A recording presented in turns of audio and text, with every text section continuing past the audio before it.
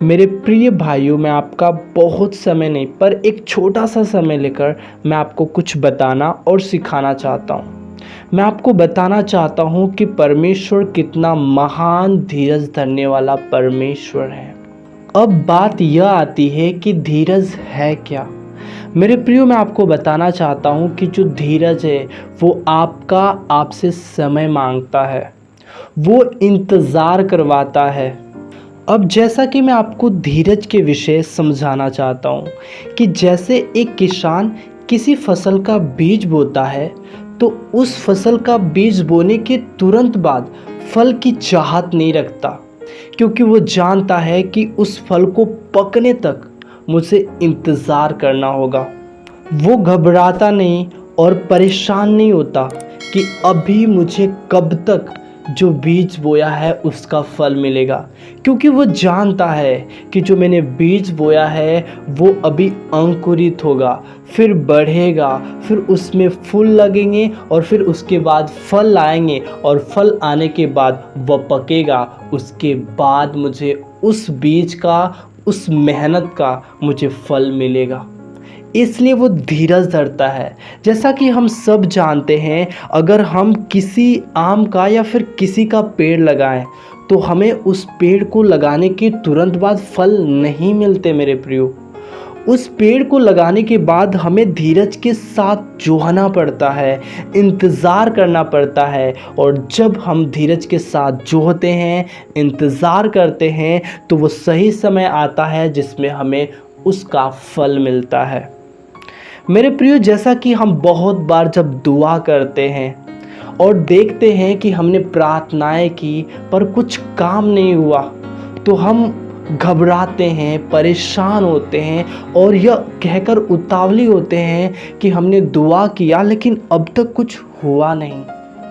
मैं आपको बताना चाहता हूँ मेरे प्रियो कि जब कभी भी हम किसी बात के लिए, किसी काम के लिए हम परमेश्वर से दुआ करें तो हम धीरज के साथ इंतज़ार करें और यह विश्वास करें कि परमेश्वर कोई मूर्त नहीं है, पर वो ज़िंदा ईश्वर हैं। वो हमारी दुआओं को सुनते हैं और जब सही समय आएगा तो जो मैंने दुआ की है उसका प्रतिफल मुझे मिलेगा, मुझे दिखाई देगा।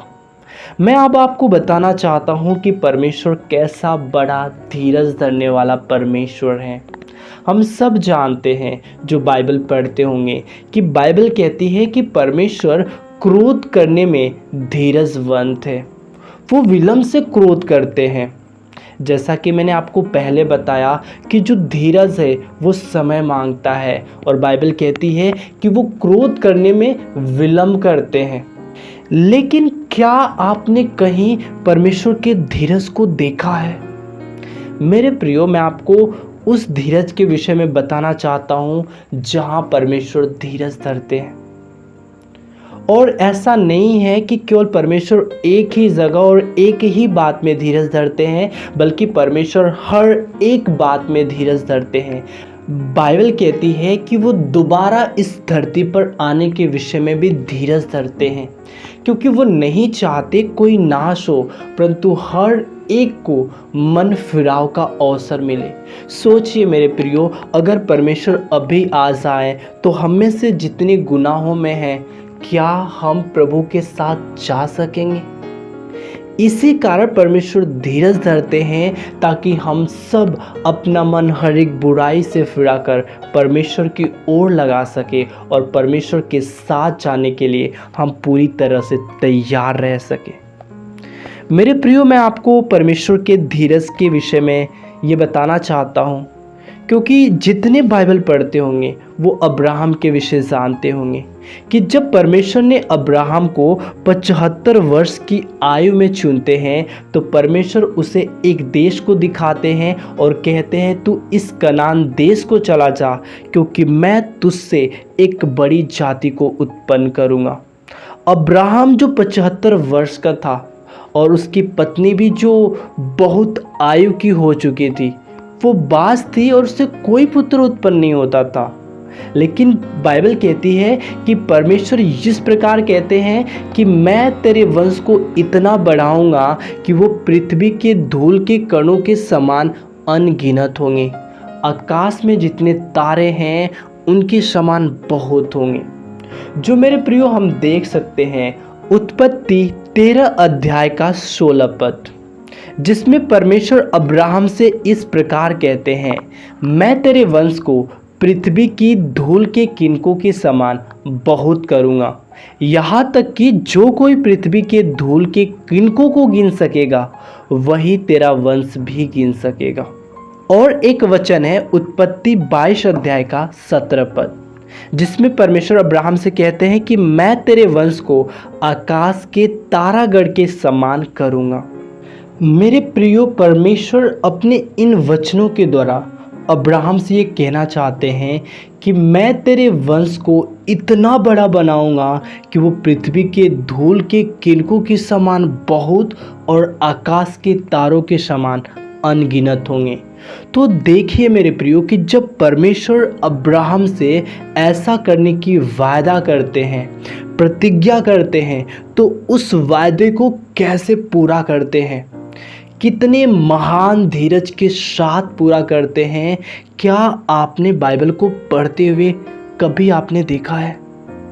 मैं आपको बताना चाहता हूँ मेरे प्रियो कि जब अब्राहम 75 वर्ष का हो चुका था और उसकी पत्नी भी काफ़ी बूढ़ी हो चुकी थी, क्योंकि बाइबल कहती है कि जो सारा की गर्भ थी वो मरी हुई थी, उस गर्भ से कोई बच्चा उत्पन्न नहीं हो सकता था। लेकिन परमेश्वर अब्राहम के द्वारा एक पुत्र को उत्पन्न करवाते हैं जिसका नाम इसहाक होता है। अब मेरे प्रियो, जब परमेश्वर अब्राहम से ऐसा वादा करते हैं कि मैं तेरे वंश को बहुत बड़ा बनाऊंगा कि वो आकाश के तारों के समान होगा, तो अब्राहम से कई बच्चे उत्पन्न नहीं करवाते बल्कि एक इसहाक को उत्पन्न करवाते हैं। चलिए ठीक है, हम ये मान लेते हैं कि अब्राहम का जो आयु था वो बहुत अधिक हो गया था, इस कारण परमेश्वर अब्राहम से कई बच्चे उत्पन्न नहीं कराते। लेकिन जो अब्राहम का पुत्र इसहाक था, उससे देखिए कितने परमेश्वर बच्चे को उत्पन्न कराते हैं। क्योंकि जब हम बाइबल पढ़ेंगे आगे तो बाइबल कहती है कि इसहाक से 2 पुत्र उत्पन्न होते हैं, जिसमें से एक का नाम एसाव और दूसरे का नाम याकूब होता है। ये नहीं कि जब परमेश्वर को अब्राहम के वंश को बहुत बड़ा करना था, पृथ्वी के धूल के कणों के समान अनगिनत करना था, तो कोई परमेश्वर इसहाक से भी 10 और 12 बच्चे उत्पन्न नहीं कराते। सोचिए कि अब्राहम के पास तो वो अवसर नहीं था क्योंकि उसकी आयु बहुत ढल चुकी थी, लेकिन इसहाक के पास वो अवसर था जिससे परमेश्वर कई बच्चे उत्पन्न करा सकते थे, ताकि वो जल्द से जल्द अब्राहम के वंश को आकाश के तारों के समान अनगिनत कर सके। लेकिन जो उन्होंने प्रतिज्ञा अब्राहम से की थी, जो वायदा परमेश्वर ने अब्राहम से किए थे, उस वायदे को कैसे धीरज के साथ पूरा करते हैं कि इसहाक से केवल 2 पुत्र उत्पन्न कराते हैं।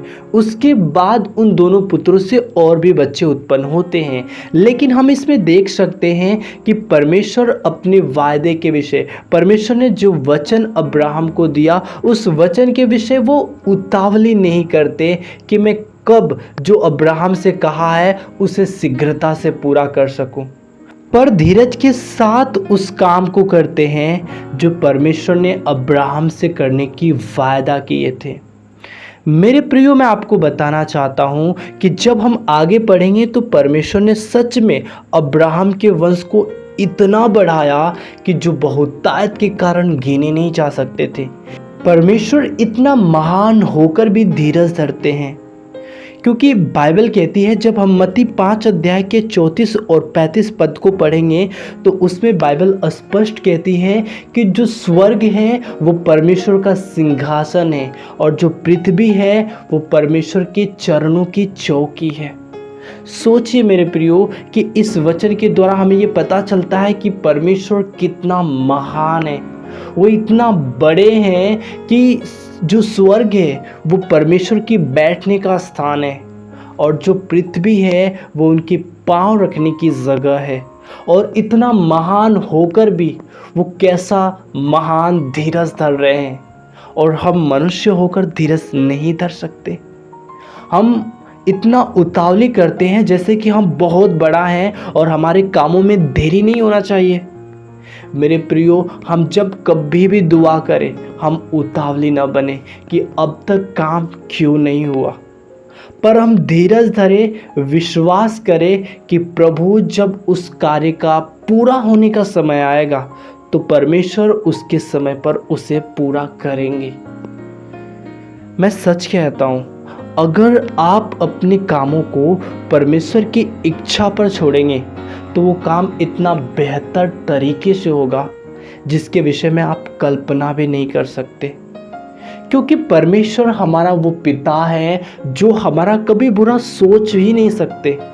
हमारे जो शारीरिक पिता हैं वो हमारे विषय में बुरी कल्पनाएं कर सकते हैं, लेकिन जो हमारा वो स्वर्गीय पिता है जिसने हमें ये कहने का हक दिया कि हम उसको अपना बाप कह सके, वो हमारे विषय में कभी बुरी कल्पना नहीं कर सकता। उसकी हर एक कल्पनाएं जो हमारे विषय में होती है वो हमारी भलाई के लिए होती हैं। मेरे प्रियो, मैं आपसे यही कहना चाहता हूँ कि जब कभी भी दुआ करें, आप परमेश्वर पर शक न करें कि परमेश्वर हमारी दुआओं को सुनता भी है या नहीं। अगर सुनता है तो फिर पूरा क्यों नहीं करता? क्योंकि परमेश्वर धीरज धरता है। परमेश्वर सब कामों को धीरज के साथ करता है ताकि बेहतर रीति से कर सके।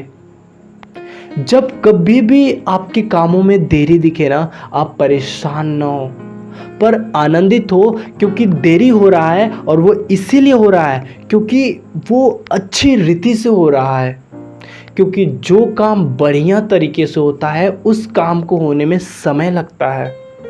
मैं आपसे बस इतना ही कहना चाहता हूँ, और आपने अगर इस संदेश के द्वारा जो कुछ सीखा है आप उसे लिखकर कमेंट कर सकते हैं। यीशु जीवन की रोशनी।